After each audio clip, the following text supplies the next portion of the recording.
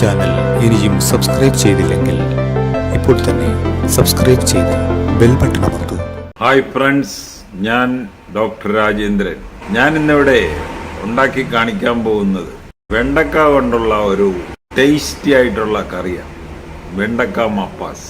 അപ്പോൾ വെണ്ടക്ക മപ്പാസിന് വേണ്ട ഇൻഗ്രീഡിയൻസ് ആണ് ഇവിടെ എടുത്ത് വെച്ചിരിക്കുന്നത്. ആദ്യമായിട്ട് വെണ്ടക്ക, ഒരു 10-15 വെണ്ടക്ക, പിഞ്ച് വെണ്ടക്ക, കറിവേപ്പില, കുറച്ച് ഉള്ളി, വെളുത്തുള്ളി, പച്ചമുളക്, ഇഞ്ചി കഷ്ണം, ഒരു തക്കാളി, ഒരു സവാള. പൊടികളായിട്ട് 1 ടേബിൾ സ്പൂൺ മല്ലിപ്പൊടി, 1 ടീസ്പൂൺ മുളക് പൊടി, 1/4 ടീസ്പൂൺ മഞ്ഞൾപ്പൊടി, ഒരു 1/2 ടീസ്പൂൺ ഗരം മസാല, പിന്നെ ഇച്ചിരി കുരുമുളക് പൊടി. ഇപ്പം തേങ്ങാപ്പാൽ ഉണ്ടാക്കാനായിട്ട് നമ്മൾ ഇതാണ് ഉപയോഗിക്കുന്നത്, ഈ കോക്കനട്ട് മിൽക്ക് പൗഡർ. വെളിച്ചെണ്ണ, ആവശ്യത്തിന് വെളിച്ചെണ്ണ. ആദ്യം ഈ വെണ്ടക്കായൊക്കെ ഒരു 1 ഇഞ്ച് നീളത്തിൽ അരിഞ്ഞെടുക്കണം. അതുപോലെ ഉള്ളി അരിയണം, വെളുത്തുള്ളി അരിയണം, സവാള അരിയണം, ഇഞ്ചി, പച്ചമുളക്, ടൊമാറ്റോ എല്ലാം അരിഞ്ഞെടുക്കണം. അത് കഴിഞ്ഞ് നമുക്ക് അടുത്ത പ്രൊസീഡിയറിലോട്ട് കിടക്കാം. അപ്പോൾ നമ്മൾ അരിയേണ്ടതെല്ലാം അരിഞ്ഞെടുത്തിട്ടുണ്ട്.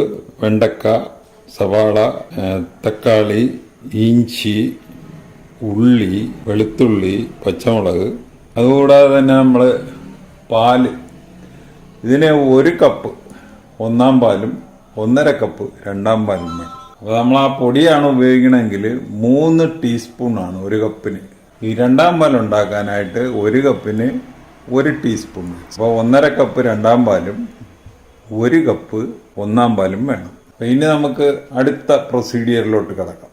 ആദ്യം ഈ വെണ്ടക്കായ എണ്ണയിൽ വറുത്തെടുക്കണം. അപ്പോൾ ആദ്യം ഒരു കടായി അടുപ്പത്ത് വെച്ചിട്ട് അതിലോട്ട് ഒരു 3 ടേബിൾ സ്പൂൺ വെളിച്ചെണ്ണ ഒഴിക്കുക. വെളിച്ചെണ്ണ ഇച്ചിരി കൂടിപ്പോയെന്ന് പറഞ്ഞ് കുഴപ്പമൊന്നുമില്ല. അപ്പോൾ ഇത് ചൂടായി കഴിഞ്ഞ് ഈ വെണ്ടക്ക ചൂടായി കഴിഞ്ഞ് വെണ്ടക്ക എണ്ണയിലോട്ട് ഇടുക,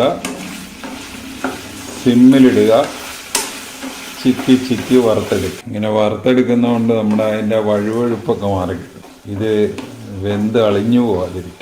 അത് മൂടി വെച്ചിട്ട് ഒരു 10-20 സെക്കൻഡ് കൂടുമ്പോൾ ഒന്ന് പൊക്കി ഇളക്കി കൊടുക്കണം.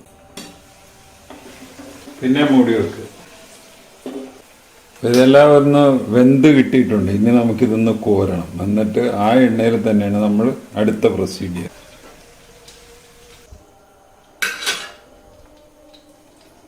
അപ്പോൾ ഇത് നല്ലപോലെ വെന്തിട്ടുണ്ട്. ഈ എണ്ണയിലോട്ട് ആദ്യം വെളുത്തുള്ളി, പച്ചമുളക്, സമയത്തൊക്കെ നമ്മൾ ഒരു സിമ്മിൽ അല്ലെങ്കിൽ ഒരു മീഡിയം ഫ്ലെയിമിൽ, ഹൈ ഫ്ലെയിമിലൊന്നും ഇടയില്ല.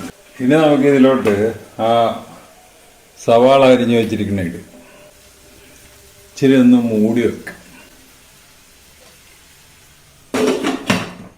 ഈ സമയത്ത് നമ്മൾ ഒരു 1/2 ടീസ്പൂൺ ഉപ്പ് കൂടെ ഇട്ടു. അത് കഴിഞ്ഞ് ഇത് ചാറ് കറി ആയതുകൊണ്ട് ബാക്കി ഉപ്പൊക്കെ നമുക്ക് അവസാനം അഡ്ജസ്റ്റ് ചെയ്യാവുന്നതാണ്. ഇപ്പം നമ്മൾ 1/2 ടീസ്പൂൺ ഉപ്പിടും. അപ്പം അതിൻ്റെ കളർ ഒരു ലൈറ്റ് ബ്രൗൺ കളറൊക്കെ ആയിട്ടുണ്ട്. ഇനി ഇതിലേക്ക് ആ തക്കാളി അരിഞ്ഞു വെച്ച ഇടുക. തക്കാളി കുറച്ച് സമയം ഒന്ന് മൂടി വെച്ച് വേവിക്കും. തക്കാളി വെന്ത് കഴിയുമ്പോൾ നമ്മൾ ഈ പൊടികളാണ് ഇടുന്നത്. പൊടി 1 ടേബിൾ സ്പൂൺ മല്ലിപ്പൊടി, 1 ടീസ്പൂൺ മുളക് പൊടി, 1/2 ടീസ്പൂൺ ഗരം മസാല, 1/4 ടീസ്പൂൺ മഞ്ഞൾപ്പൊടി. ഇതൊക്കെ ഒന്ന് ഇളക്കി കൊടുക്കണം. ഒരിച്ചിരി കറിവേപ്പിലയും കൂടി ഇടുക.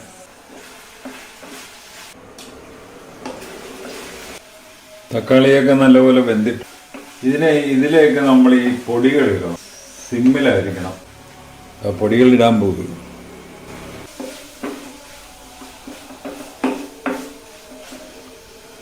പച്ചമണം മാറും വരെ ഒന്ന് ഇളക്കി കൊടുക്കുക.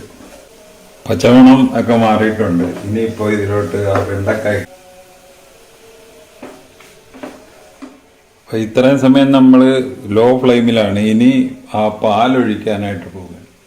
അപ്പോൾ ആദ്യം രണ്ടാം പാലാണ് ഒഴിക്കുന്നത്. രണ്ടാം പാൽ ഒഴിക്കുമ്പോൾ നമ്മൾ ഹൈ ഫ്ലെയിമിൽ വെക്കും. എന്നിട്ടൊന്ന് മൂടി വെക്കും. നല്ലപോലെ തിളക്കാൻ തുടങ്ങി കഴിയുമ്പോൾ കുറച്ചൊക്കെ ഒന്ന് കുറുകിയിട്ടുണ്ട്.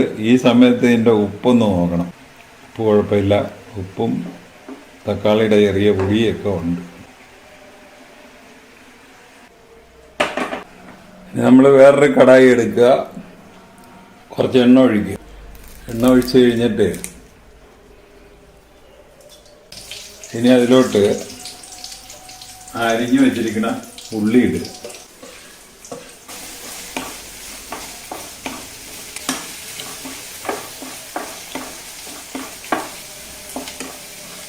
അപ്പൊ ഇനി മെയിനായിട്ട് ഒന്നാം പാൽ ഒഴിച്ച് കഴിഞ്ഞാൽ നമ്മൾ പിന്നെ ഇട്ട് തിളപ്പിക്കരുത്, അപ്പൊ തന്നെ തീ കെടുത്തണം. എന്നിട്ട് അപ്പോൾ ആദ്യം ഈ ഉള്ളി ഒന്ന് വഴന്ന് കിട്ടും. അപ്പോൾ മറ്റേത് ഞാൻ വേറൊരു അടുപ്പിലോട്ട്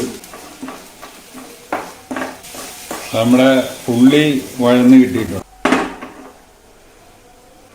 അപ്പോൾ ഇതിലോട്ട് നമ്മുടെ ഒന്നാം പാൽ ഒഴിക്കുക, ഇച്ചിരി കുരുമുളക് പൊടി ഇടുക, തീ കെടുത്തുക, നല്ലപോലെ ഇളക്കി കൊടുക്കുക.